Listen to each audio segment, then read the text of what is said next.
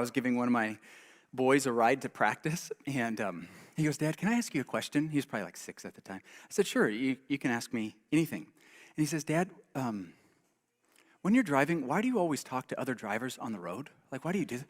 Like, he goes, "Dad, they can't hear you. Like, they can't hear you."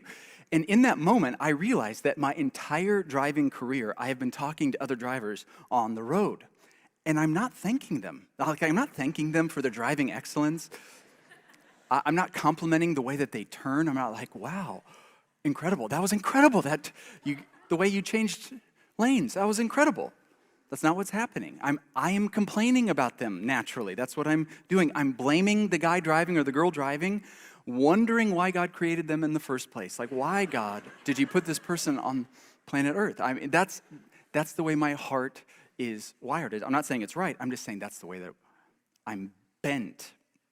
And the reason I bring this up is because up until that point in my life, I don't even think I was aware that I was doing that. It wasn't until my little son, my little boy goes, "Why are you doing that?" And then I realized, oh my goodness, I've been doing this for like 20 years, my whole driving career.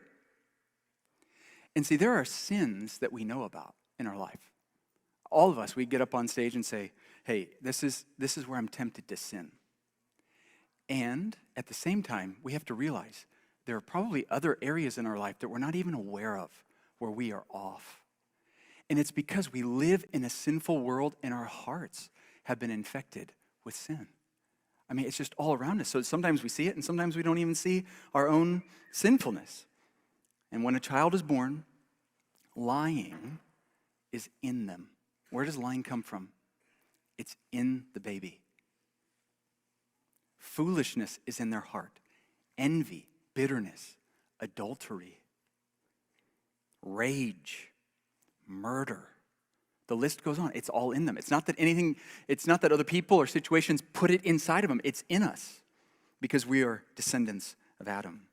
Secondly, it means that we inherit Adam's guilt. So we inherit Adam's sinful nature and we inherit Adam's guilt. Verse 12, therefore, just as sin entered the world through one man and death through sin, in this way death spread to all people because all sinned. He didn't say, and all will sin. That's not what he says. I mean, all will sin, no doubt, but that's not what he says.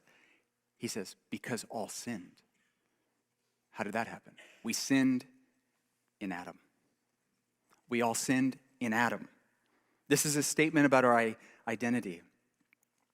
Verse 19, for just as through one man's disobedience, so do you have Adam in the Garden of Eden in your mind? Through his disobedience of eating the fruit from the tree. For just as through one man's disobedience, the many, not many, the many, meaning all, were made sinners. The guilt of Adam was imputed to us so that we are made sinners.